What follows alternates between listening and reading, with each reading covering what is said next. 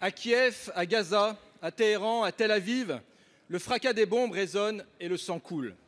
Les victimes, notamment civiles, se comptent par milliers. Depuis 2022, sous la pression des empires, des nationalismes et des fous de Dieu, l'horreur de la guerre a ressurgi dans toute l'Eurasie.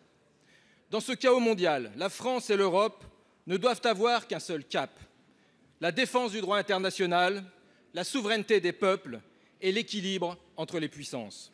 Au nom du droit, nous dénonçons l'agression russe et réaffirmons notre soutien plein et entier à l'Ukraine, représentée par le président de sa Rada, Rouslan Stefantchouk, que je salue. Au nom du droit, nous dénonçons la détention d'otages par le Hamas et les Mollahs. Au nom du droit, nous dénonçons le génocide à Gaza et la colonisation de la Cisjordanie. Au nom du droit, nous dénonçons le non-respect par le régime sanguinaire iranien du traité de non-prolifération nucléaire.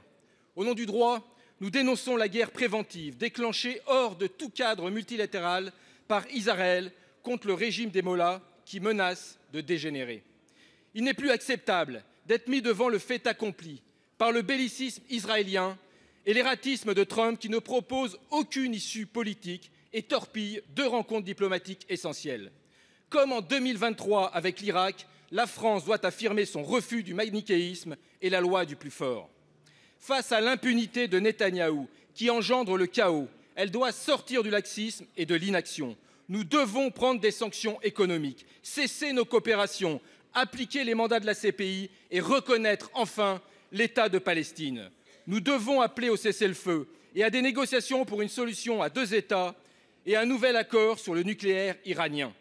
Monsieur le Premier ministre, le « en même temps » diplomatique de la France est insupportable. Face à vos atermoiements, nous exigeons à nouveau la tenue d'un débat 50-1 au Parlement sur la situation au Moyen-Orient.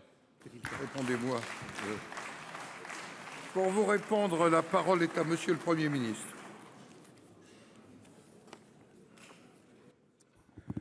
Monsieur le Président, Mesdames et Messieurs les sénateurs, Monsieur le Président Gontard, avant toute chose, je veux m'excuser auprès de vous parce que je vais être obligé de quitter le Sénat, le Président de la République ayant convoqué un Conseil de défense et de sécurité nationale sur les événements que précisément vous évoquez. Je cherche Monsieur Gontard du regard, pardon, sur les événements que précisément vous évoquez. Alors je veux vous dire des choses très simples. La France est attachée au droit, elle est attachée aux principes humanitaires et elle est attachée au bon sens.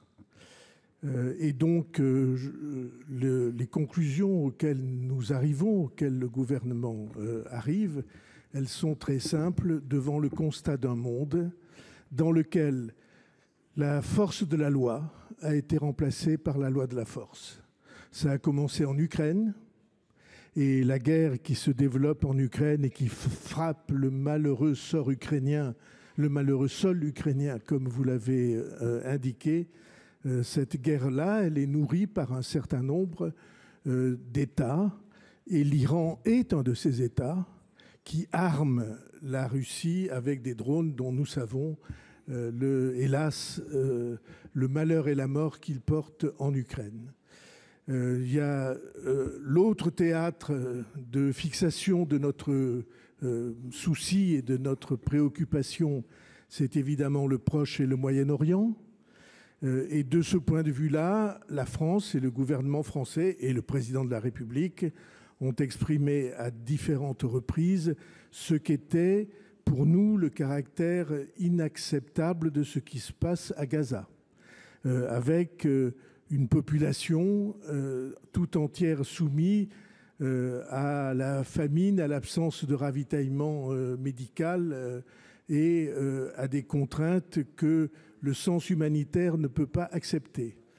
Ce qui se passe en Iran est complètement différent, sans que nous puissions du tout considérer que c'est normal ou acceptable. Mais ce qui se passe en Iran, c'est que toutes les organisations internationales chargées de la surveillance et de la lutte contre la prolifération nucléaire, ces organisations internationales ont dit attention, l'Iran est à quelques semaines, peut-être à quelques jours d'avoir enrichi suffisamment de matières fissiles pour que on se trouve devant le risque immédiat de bombes nucléaires. Or, l'Iran a dit à de multiples, j'allais dire innombrables reprises, que le but de son armement nucléaire, c'était de détruire Israël. Et donc, si on essaie de réfléchir en se mettant à la place des gouvernements, le gouvernement israélien, je comprends qu'il ait eu un souci énorme à voir à ses portes un risque aussi considérable que celui-là qui menace sa survie. Que fait la France? Ben, vous le savez, à Gaza, elle dit vous ne devez pas aller plus loin, il faut rendre la liberté de circulation, il faut rendre la liberté d'approvisionnement à Gaza. Et en Iran, elle appelle, comme c'est diplomatiquement l'expression, à la retenue, en sachant très bien les risques immenses qui sont en train d'être courus par la paix du monde et dans cette région par une déstabilisation de très longue durée. La France défend ces principes-là en sachant très bien devant quel risque nous sommes, en mesurant ce risque et en décidant de joindre nos efforts, comme le président de la République le fait depuis des jours, à tous ceux des pays du monde qui souhaiteraient que l'équilibre et le calme reviennent. Voilà la politique française. Elle respecte les principes, elle respecte les lois internationales, sauf pour ceux qui ont décidé, ou en tout cas sans fermer les yeux sur ceux qui ont décidé, eux, de ne pas les respecter. Je vous remercie.